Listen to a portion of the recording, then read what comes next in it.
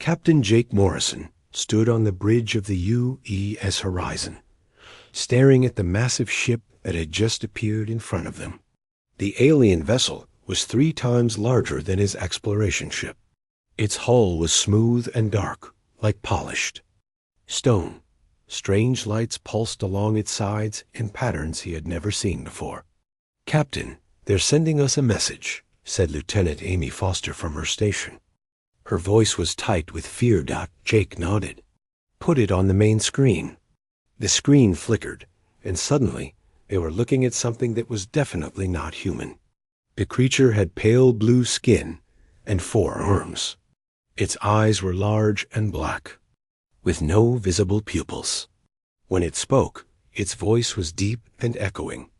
"I am Commander Veltar of the Zephyrian Empire. You will surrender your ship immediately and prepare to be boarded." Jake felt his heart race, but he kept his voice steady. "This is Captain Jake Morrison of the United Earthship Horizon. We are on a peaceful exploration mission. We mean no harm." The alien's face twisted into what might have been a smile. "Harm? You are insects. Your species is nothing. You will bow before the Empire or be destroyed." Behind Jake, Ambassador Lisa. Carter stepped forward. She was the diplomatic expert on this mission, chosen for her calm nature and skill with languages. "Commander Veltar, we would like to discuss peaceful relations between our peoples. Perhaps we could meet in person." Veltar's black eyes seemed to study her. "You wish to negotiate? Very well. Send your delegation to our ship. But know this: you will accept our terms or face the consequences." The connection ended. Jake turned to Lisa. "I don't like this." "Something feels wrong." Lisa nodded. "I agree, but we have to try. This is first contact with an alien species. We can't mess this up." 2 hours later, Jake found himself walking through the corridors of the Zephyrian ship alongside Lisa and 2 security officers, Sergeant Pete Williams and Corporal Kelly Brown. The alien ship was huge inside, with ceilings that stretched up into darkness. The walls were covered in symbols that hurt to look at directly. Zephyrian guards led them to a large chamber. Commander Veltar waited for them, along with several other aliens. They all looked similar, tall, thin, with that same pale blue skin and 4 arms. "So," Veltar said, "the humans have come to surrender." "We've come to talk," Lisa replied carefully. "Our species has just discovered faster than light travel. We're explorers, not conquerors." Veltar laughed. "A sound like breaking glass. Explorers? How quaint. Let me explain something to you, little creatures. The Zephyrian Empire has ruled this part of the galaxy for over 1,000 years. We have conquered 47 species. Each one thought they were special. Each one was wrong." Jake felt anger rising in his chest. "We're not asking to rule anything. We just want to be left alone." "Left alone?" Veltar's voice became cold. "There is no alone in this galaxy. There is only the Empire and its subjects. You will become our subjects, or you will die. Those are your only choices." Lisa tried again. "Surely we can find a middle ground. Trade agreements, perhaps? Cultural exchange?" The other Zephyrians made sounds that might have been laughter. Veltar stood up, his 4 arms spreading wide. "You misunderstand your position. You are not our equals. You are a primitive species that has barely learned to leave your home planet. We are giving you a gift, the chance to serve the Empire instead of being wiped out. And if we refuse?" Jake asked. Veltar's black eyes gleamed. "Then your entire species will be destroyed. We have done it before." The Kalari refused to submit. "Where are they now?" "Dust. The Vorthic thought they could resist. We turned their homeworld into glass." Jake felt sick. These weren't negotiations. This was a threat. "We need time to consider," Lisa said. "Time?" Veltar moved closer. "You have had time. You have had the entire journey to our ship to think. What is your answer? Jake looked at Lisa. He saw the same determination in her eyes that he felt in his heart. Our answer is no. Earth will remain free. The chamber fell silent. The Zephyrians stared at them in what looked like shock. Then Veltar began to laugh. Again, but this time it sounded different. Angry? Free? You think you can be free? You are nothing. Your ships are toys. Your weapons are sticks and stones. Maybe, Jake said, but there are sticks and stones. Veltar's expression changed. His forearms moved, and suddenly the humans were surrounded by armed guards. You have chosen death. But first, you will watch as we destroy your pitiful ship. Then you will be taken to the capital world, where you will serve as examples to other species who think they can refuse the Empire. Sergeant Williams stepped forward. Captain, we need to go. Now. The Zephyrian guards raised their weapons, but Williams was faster. He tackled the nearest guard while shouting, "Move!" The chamber erupted into chaos. Kelly Brown grabbed Lisa and pulled her toward the door while Jake fought alongside Williams. The humans were outnumbered, but they were desperate. They ran through the corridors of the alien ship, chased by angry Zephyrians. Alarms blared. Strange lights flashed. Jake could hear Veltar's voice echoing through the ship's communication system. Kill them all. Let their deaths be a message to their species. They reached the docking bay, where their shuttle waited. Williams was bleeding from a wound in his shoulder, but he was still moving. They piled into the shuttle, just as more Zephyrian guards arrived. The shuttle launched from the alien ship and raced toward the horizon. Behind them, the massive Zephyrian vessel was powering up its weapons. Get us out of here. Jake shouted to the pilot. The Horizon's engines roared to life, and they jumped to faster-than-light speed just as the alien ship fired. They escaped, but Jake knew this was just the beginning dot as they traveled back toward Earth. Veltar's message was already spreading across Zephyrian space. The humans had refused to surrender. They had chosen war. The Empire would come for them. And when it did, humanity would face something it had never encountered before. An enemy that had conquered dozens of worlds and never known defeat. But the Zephyrians had also never faced an enemy like humanity. They would learn that some species don't know how to surrender. The war was coming. Admiral Kexthran stood on the command deck of his flagship, the Eternal Glory, watching as hundreds of Zephyrian warships moved into formation. The fleet was massive, over 2,000 vessels of various sizes, from small fighters to enormous dreadnoughts that could crack planets in half. He was proud of this fleet. It represented the might of the Zephyrian Empire, built over centuries of conquest. No enemy had ever stood against such power and survived. "Admiral," said his aide, a young officer named Zactel, "the fleet reports ready for the jump to human space." Kexthran nodded. "Excellent. This will be over quickly." The humans made a mistake when they refused Commander Veltar's generous offer. Veltar himself stood nearby, his forearms crossed. The encounter with the humans had left him angry and insulted. These creatures think they can defy the Empire. They will learn the price of arrogance. Kexthran had read the reports. Humanity was a young species, barely 50 years into space travel. Their ships were primitive, their weapons crude. Intelligence suggested they had fewer than 50 warships in their entire fleet. It would be a massacre. "Tell me about their defenses," Kexthran said. Veltar pulled up a holographic display. "Their home system has one inhabited planet, Earth. They have a few mining colonies and space stations, but nothing significant. Their largest ships are exploration vessels, like the one we encountered. And their weapons? Missile systems and energy weapons. Very basic. Our shields can handle anything they can throw at us." Kexthran smiled.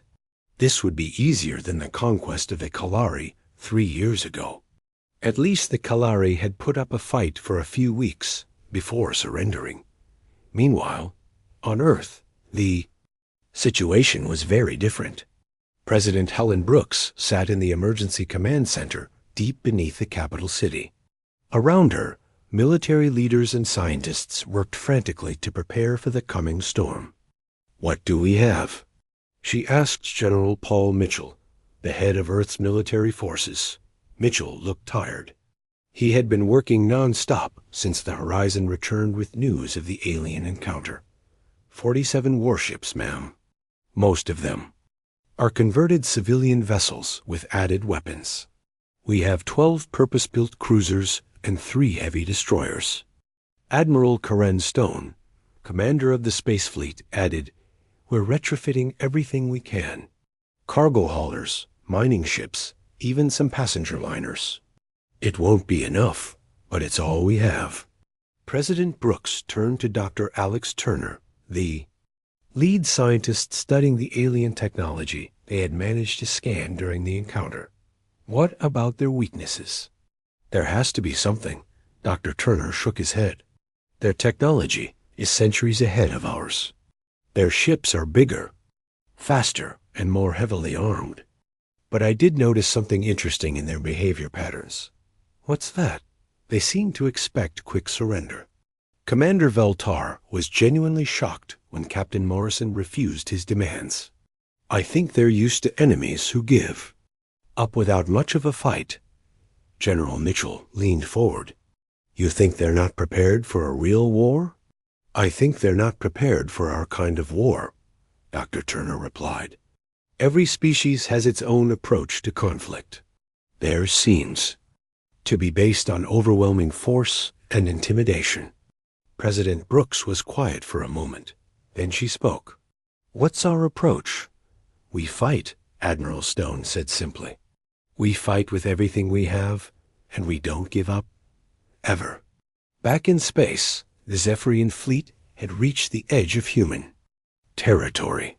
Admiral Kexthran stood on his bridge, watching the tactical display. The human system looked pathetic. One small star, a few planets, some scattered installations. "Begin the approach," he ordered. "Send the surrender demand on all frequencies." The message went out across human space. It was simple and direct. "This is Admiral Kexthran of the Zephyrian Imperial Fleet. You have 1 hour to surrender unconditionally. Failure to comply will result in the complete destruction of your species." On Earth, President Brooks received the message in the command center. She looked around at her advisors, then at the screen showing the approaching alien fleet. The odds were hopeless. Any rational leader would surrender. "Prepare our response," she said. "Mom?" General Mitchell asked. "Tell them we declined their generous offer." The response was broadcast back to the Zephyrian fleet. Admiral Kexthran listened to it with growing disbelief. "People of the Zephyrian Empire," came the voice of President Brooks. "This is President Helen Brooks of Earth. We have received your demand for surrender. Our response is simple. No, Earth will remain free. If you want our world, you'll have to take it." Kexthran stared at the communication officer. "Play that again." The message repeated. The humans had refused. Again. "Sir," said Zactol, "perhaps they didn't understand the message?" Their translation systems might be primitive. Veltar made a sound of disgust. They understood perfectly. These creatures are either insane or incredibly stupid. Kexthran was puzzled. In his long career, he had conquered 17 species. Not one had refused a direct surrender demand from a fleet this size. It was unheard of. "Sir," the tactical officer reported, "long-range sensors are detecting human fleet movements. They appear to be organizing a defense." "A defense?" Kexthran almost laughed. "With what?" "Show me." The tactical display updated. The human fleet was indeed moving into defensive positions around their home world. Kexthran counted the ships. 47 vessels total, most of them tiny compared to his dreadnoughts. "They're going to fight," he said, more to himself than anyone else. "It will be a slaughter," Veltar said. "Perhaps that's what they want. Some species prefer death to servitude." But Kex Thren was beginning to feel something he hadn't experienced in decades: uncertainty. The humans weren't behaving like any species he had encountered before. They should be terrified. They should be begging for mercy. Instead, they were preparing for battle. "Sir," the communications officer said, "we're receiving another message from the human fleet. Put it through." This time, it was a different voice, older, military. "Zephyrian Fleet, this is Admiral Carenstone of the Earth Defense Force. You are entering human space without permission. Turn around and leave, or we will defend our territory." The bridge fell silent. Finally, Veltar spoke. "Did she just ... threaten us?" Kexthrin felt a chill run down his spine. Something was wrong here. The humans weren't acting like victims. They were acting like warriors.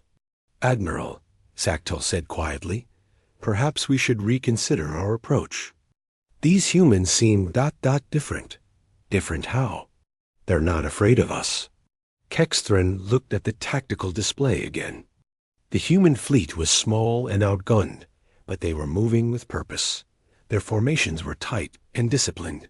They knew they were about to die, but they were preparing to fight anyway. For the first time in his career, Admiral Kexthron wondered if he had made a mistake. "All ships," he ordered, "prepare for battle, but stay alert. These humans may surprise us." He had no idea how right he was. The first battle happened at New Denver, a small mining colony on the edge of human space. Captain Ben Rodriguez commanded the defense squadron there, just 6 ships protecting the colony and its 3,000 residents. When the Zephyrian advance fleet arrived, Rodriguez knew he was outmatched. The alien force had 25 warships, each one bigger than his largest cruiser. But he had his orders: fight and delay the enemy as long as possible. "Captain," his communications officer said, "the aliens are demanding surrender." Rodriguez looked at the tactical display. His ships were spread out around the colony, trying to look bigger than they really were. It wouldn't fool the aliens for long. "Tell them we're busy," he said. "Sir, you heard me. Tell them we're busy, and they'll have to wait." The message went out. On the Zephyrian command ship, Sub-Commander Krelvane couldn't believe what he was hearing. "They say they're busy?" He asked his communications officer. "Yes, sir. The human commander says they're busy, and we'll have to wait." Krelvin had been expecting immediate surrender. The humans were obviously outgunned. This was supposed to be a simple occupation mission. Tell them they have 5 minutes to surrender, or we'll destroy them all. The human response came back quickly. "We're still busy." "Try again later?" Krelvin felt his anger rising. These insects were mocking him. "All ships, open fire. Destroy them." A battle began badly for the humans. The Zephyrian ships had better shields and more powerful weapons. Within minutes, 2 of Rodriguez's ships were destroyed. But instead of retreating, the humans fought harder. Captain Rodriguez watched his fleet being torn apart. His ship, the UE Sifender, was badly damaged. Half his crew was dead or wounded. But he had an idea. "Set course for the alien command ship," he ordered. "Sir, our weapons are down. We can't fight them." "We're not going to fight them," Rodriguez said. "We're going to ram them." His crew stared at him. "Sir, that's suicide." "Yeah, but it'll take them with us." The Defender accelerated toward the Zephyrian command ship. Krelvin watched in horror as the human vessel charged straight at him. "They're going to ram us," he shouted. Evasive maneuvers, but it was too late.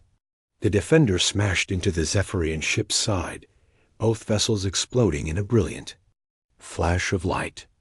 The remaining human ships continued fighting until they were all destroyed. But they had accomplished something important. They had shocked the Zephyrians.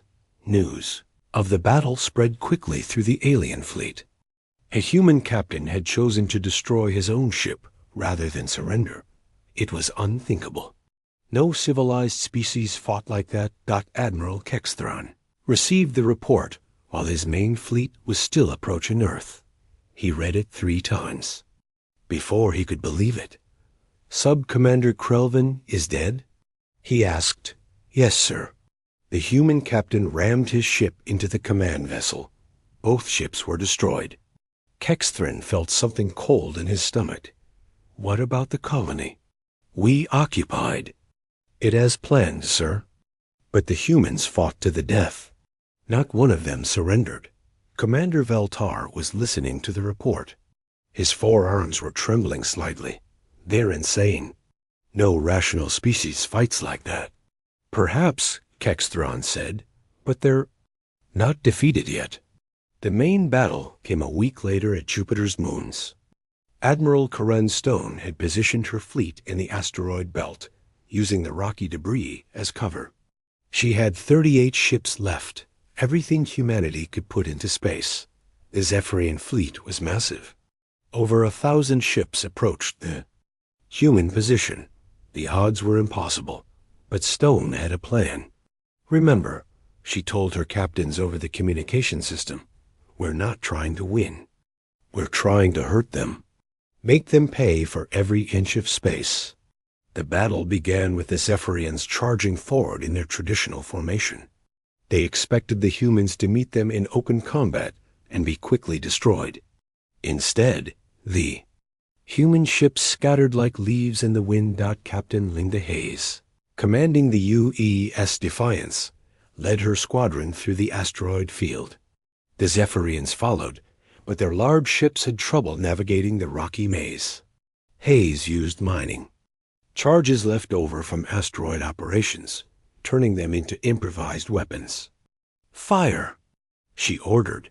The explosives detonated around the Zephyrian ships, not enough to destroy them, but enough to damage their sensors and confuse their formations.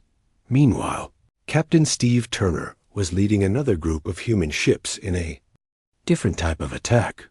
His squadron consisted of converted cargo vessels loaded with missiles. All ships, execute Wolf Pack 7, he ordered. The cargo ships spread out and began firing everything they had at a single Zephyrian dreadnought. The alien ship's shields held, but the concentrated fire was more than the Zephyrians had expected from such small vessels. Dr. Nancy Peters, working from a mobile laboratory ship, was analyzing the battle data in real time. She had discovered something interesting about Zephyrian combat tactics. Admiral, she reported to Stone, their formation is based on intimidation. They're not used to enemies who don't break and run. What does that mean for us? It means they're not prepared for our kind of fighting. They expect us to behave like rational military commanders. Stone smiled grimly. Then let's be irrational. She ordered her ships to begin ramming attacks. Not suicide runs like Captain Rodriguez, but coordinated strikes where damaged ships would ram enemy vessels before their own destruction. The Zephyrians were horrified. They had never seen anything like it. Species were supposed to preserve their lives, not throw them away in pointless attacks. But the attacks weren't pointless. Each human ship that rammed an enemy vessel took down a Zephyrian ship with it. The alien fleet was taking casualties they never expected. Admiral Kexthron watched the battle from his flagship. His fleet was winning, but not the way it was supposed. 2. The humans were dying, but they were taking Zephyrians with them. Sir, reported his tactical officer, we've lost 47 ships. 47? Kexthron couldn't believe it. How is that possible? The humans are using ramming attacks, sir.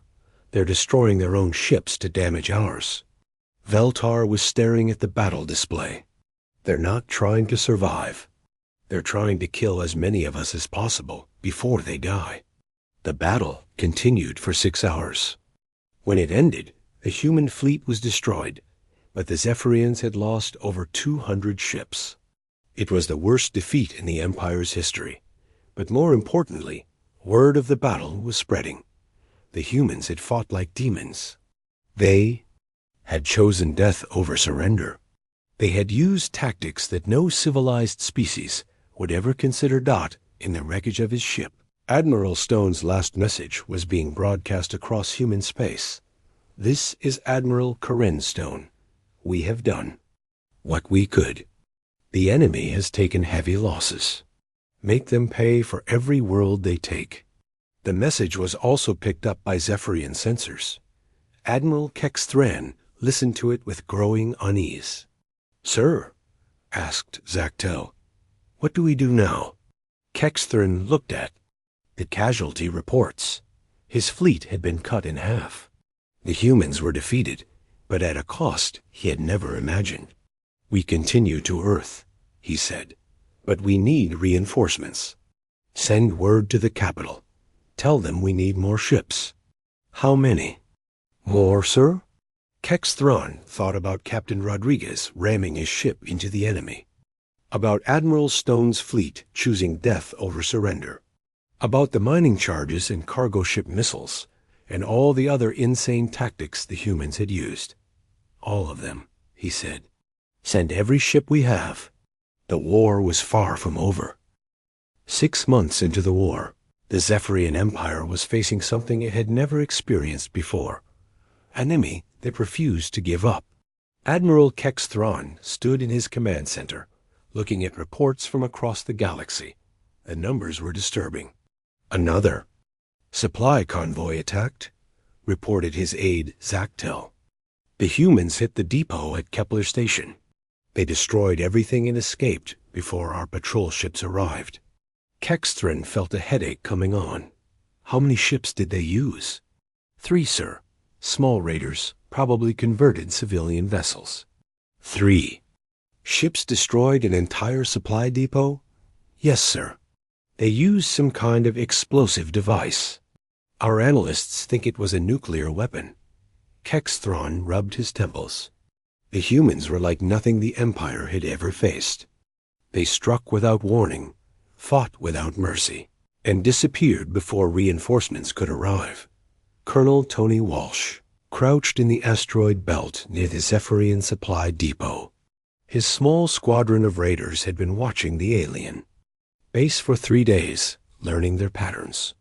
The base was heavily defended, but Walsh had studied the reports from Earth's military history.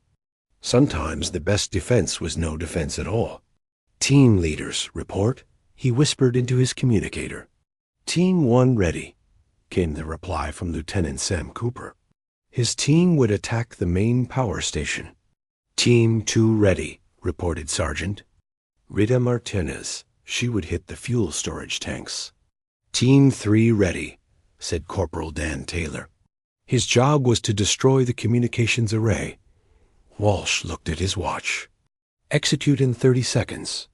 The attack began with Team 3 destroying the base's ability to call for help.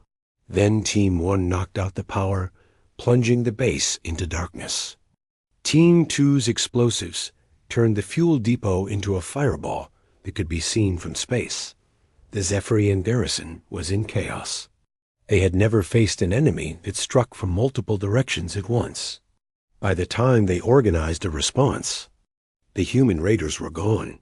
News of the attack reached Admiral Kexthran within hours. He stared at the report in disbelief. "They hit us from inside the base perimeter?" he asked. "Yes, sir. They somehow got past our sensors and planted explosives throughout the facility." Commander Veltar was listening to the briefing.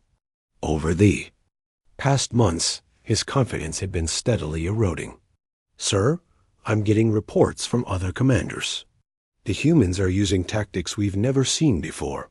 They hide in asteroid fields and attack our supply lines. They convert civilian ships into weapons. They even use their own people as bait." Kexthran knew what Veltar meant. 3 weeks ago, a human passenger ship had sent a distress signal. When a Zephyrian rescue fleet arrived, the ship exploded, taking 2 alien cruisers with it. The humans had filled their own vessel with explosives and used it as a trap. What about our psychological warfare division? Kexthren asked. Are they having any effect? Zactel shook his head. No, sir. We've tried everything. Threats, promises, even offers of better terms. The humans don't respond to any of it. What do you mean they don't respond? I mean, they don't seem to care, sir. When we threaten to destroy their colonies, they just fight harder. When we offer them mercy, they ignore us. It's like they don't fear death. On Earth, Dr. Robert Clark was analyzing intercepted Zephyrian communications. What he found was disturbing in a completely different way. President Brooks, he reported, the aliens are starting to crack. President Brooks looked up from the casualty reports she was reading. Earth had lost millions of people in the war, but they were still fighting. What do you mean? Their military communications are showing signs of stress. Some of their commanders are reporting that their troops are refusing to engage human forces. Others are requesting transfers away from the front lines. They're afraid of us? More than that, they're terrified. Listen to this. Dr. Clark played a recording of a Zephyrian military message. Even through the translation, the fear was obvious. This is Captain Thekmar of the cruiser Void Stalker. We engaged a human raiding party near the Proxima system. They fought like monsters. My crew is requesting immediate medical leave. We cannot continue to fight these creatures. President Brooks was quiet for a moment. They think we're monsters? From their perspective, we probably are. They're used to enemies who fight to win. We fight to kill as many of them as possible, even if it means we all die. Meanwhile, Captain Linda Hayes was leading her ship, the U.E.'s Defiance, deep into Zephyrians. Space. Her mission was simple. Cause as much damage as possible before getting destroyed. Captain, her tactical officer reported, we're approaching the Zephyrian mining world of Kethmora. Long-range sensors show heavy orbital defenses. Hayes studied the tactical display. The planet was surrounded by defensive platforms and patrol ships. It was a fortress world, designed to be impossible to attack. Perfect, she said. That's exactly what we want. Her crew looked at her like she had lost her mind. Ma'am, the more defenses they have, the more important this place is. We're going to hit it. Ma'am, with respect, that's suicide. We're one ship against an entire fleet. Hayes smiled. Exactly. They'll never expect it. She was right. The Zephyrian defenders were so confident in their overwhelming superiority that they couldn't imagine a single human ship would attack them. The Defiance flew straight into the heart of their formation before anyone realized what was happening. All weapons fire at will, Hayes ordered. The human ship unleashed everything it had.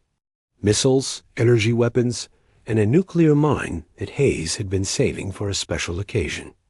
The Defiance was destroyed within minutes, but not before it had damaged 3 orbital platforms and rammed a Zephyrian dreadnought.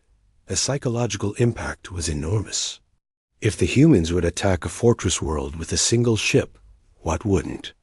They do?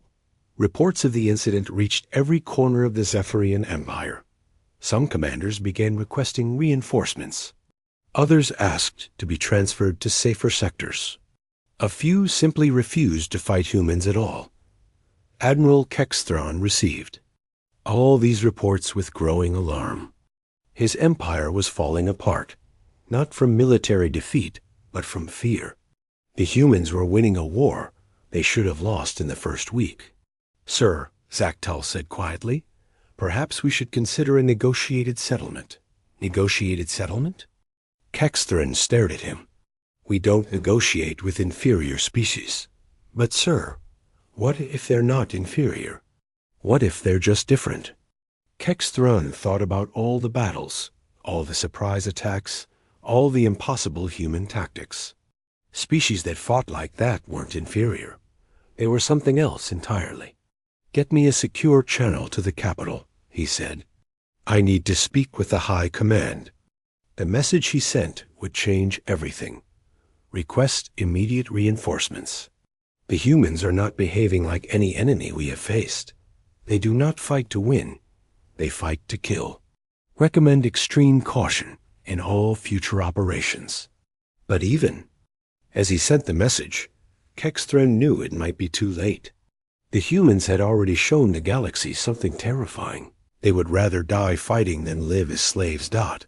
And that made them the most dangerous enemy the Empire had ever faced. The final battle came at the Zephyrian fortress world of Kithmorin. General Paul Mitchell led the largest human fleet ever assembled. 200 ships, every vessel Earth could spare. It was still tiny compared to the Zephyrian defensive force. But the humans had learned something important. Size didn't matter if you were willing to die. "All ships, this is General Mitchell," he broadcast to the fleet. "Today we show the galaxy who we really are. We are not conquerors. We are not slaves. We are humans, and we choose how we die." The human fleet charged straight at the fortress. The Zephyrians had been expecting this attack for weeks. Their defenses were perfect, their formations flawless. By every rule of warfare, the humans should have been destroyed in minutes. But humans didn't follow the rules of warfare. Captain Steve Turner commanded the lead squadron. His ship, the UES Vengeance, was a converted cargo hauler packed with explosives. When the Zephyrian defensive fire began, he didn't try to avoid it. Instead, he flew straight into the heaviest concentration of enemy ships. "For Earth!" he shouted as his ship exploded. The blast tore a hole in the Zephyrian formation. Before they could react, more human ships flew through the gap. Each one was loaded with weapons, explosives, or both. Each one was piloted by someone who had already decided to die. Admiral Kexthron watched the battle from his command ship. He had brought every available vessel to defend Kethmoran, over 3,000 ships. The humans were outnumbered 15-1. It should have been an easy victory. Instead, it was a nightmare.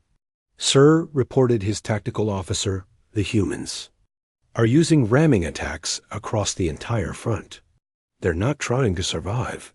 "I can see that," Kexthrin said. His voice was hollow. "How many ships have we lost?" 200 and climbing, sir.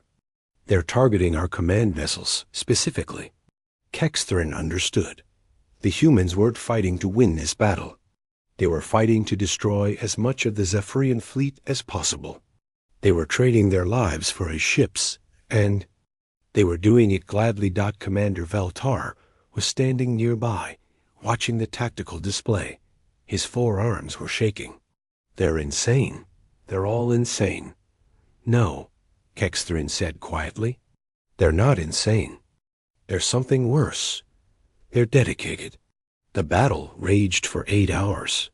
Human ships threw themselves at the Zephyrian defenses like waves against a cliff. But unlike waves, each human attack took pieces of the cliff with it. Captain Maria Santos piloted her fighter squadron through a gap in the enemy line.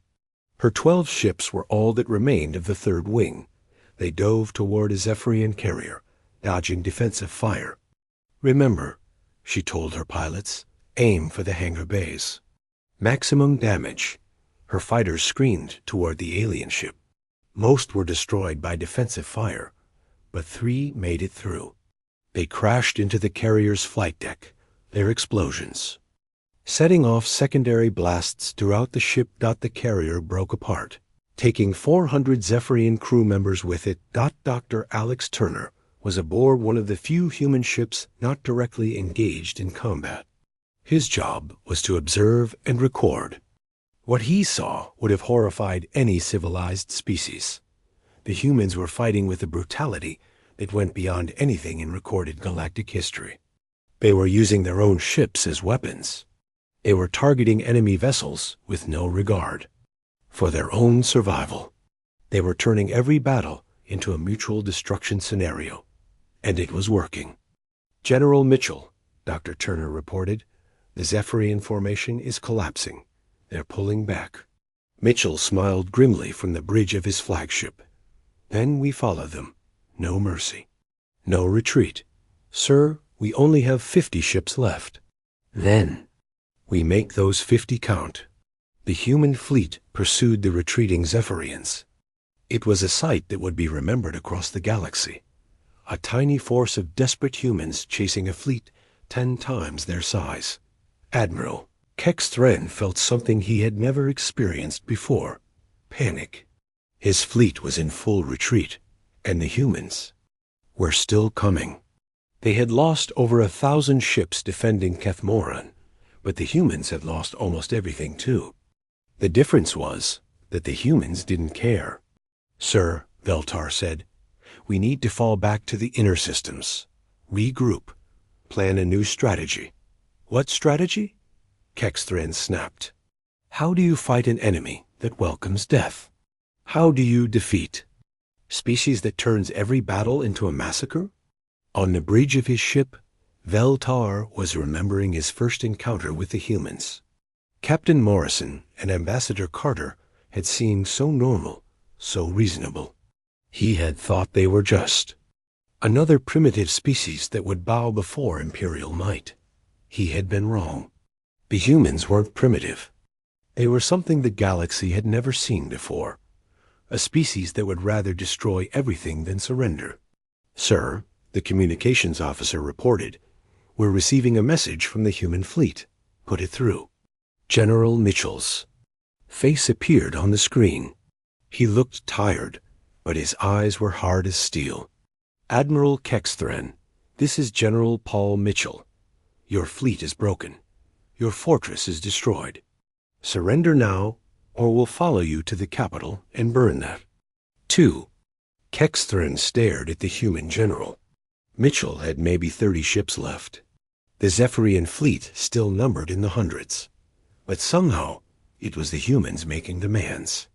You're outnumbered, Kex Thren said. So were we at Earth. So were we at New Denver. So were we everywhere we fought you. We're still here. Veltar stepped forward. General, surely we can reach some accommodation.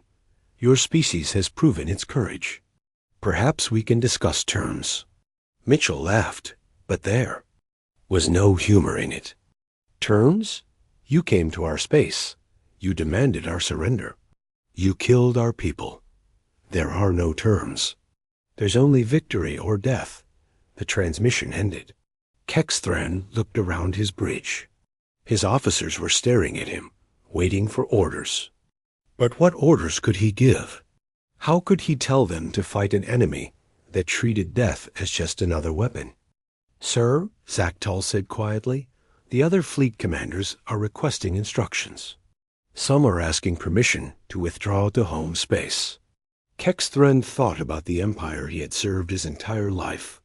It was built on the idea that superior force could overcome any resistance. But the humans had proven that idea wrong. They had shown that sometimes the willingness to die was stronger than the will to live. Send a message to all commands, he said finally. General retreat. All ships are to withdraw from human space immediately, sir. Veltar couldn't believe what he was hearing. We're surrendering? We're surviving, Kex Thren replied. There's a difference. The order went out across the Zephyrian fleet. For the first time in 1,000 years, the Empire was retreating. Ships that had conquered dozens of worlds were running from a species they had thought primitive. But worse than the military defeat was the psychological impact. Word of the human victory spread across the galaxy faster than light. Every species that had submitted to the Empire heard the same message. The humans had fought the Zephyrians, and one Dr. Robert Clark was monitoring alien communications from Earth. What he heard amazed him. President Brooks, he reported, were picking up transmissions from across the galaxy. Other species are talking about us. What are they saying? Clark played a recording. It was from a species called the Vorthen, one of the Empire's subject. Races. The humans fought the Zephyrians and made them run. If humans can do that, maybe we can too. Similar messages were coming from everywhere. The Empire's control was cracking. Species that had been enslaved for centuries were starting to think about freedom. On his flagship, Admiral Kex Thrawn received a final transmission from Earth. It was President Brooks, speaking directly to him. "Admiral," she said, "your empire came to our space and demanded our surrender. We refused. You brought your fleets and tried to conquer us. We fought back. Now you're retreating, and the galaxy is watching." She paused, then continued, "Let me be clear about something. We didn't fight you because we're warriors. We fought you because we're free. And we'll keep fighting anyone who tries to take that away from us." The message ended. Kex Thrawn sat in his command chair, thinking about everything that had happened. The Empire had lost more than ships and soldiers. It had lost something more important, its reputation for invincibility. Commander Veltar approached him. "Sir, what do we tell the High Command?" Kex Thrawn was quiet for a long moment. Then he said, "We tell them the truth. We tell them that we found a species that doesn't know how to surrender. We tell them that some things are more powerful than force." "And what about the humans?" Kex Thrawn looked out at the stars, where human ships were still pursuing his retreating fleet. "We stay away from them. We tell every ship in the Empire to avoid human space. We make sure everyone knows. If you meet humans, don't fight them. Just run." The message that went out from Admiral Kex Thrawn became known across the galaxy as the warning. It was simple and direct. To all Imperial forces, do not engage human vessels. Do not enter human space. Do not attempt conquest of human worlds. The humans do not fight like civilized beings. They are death itself. The Empire went to war with humans. All we could say was run. The war was over. Humanity had won, not through superior technology or numbers, but through something the galaxy had never seen before: the absolute refusal to give up. And in the depths of space, other enslaved species began to whisper a new word: hope.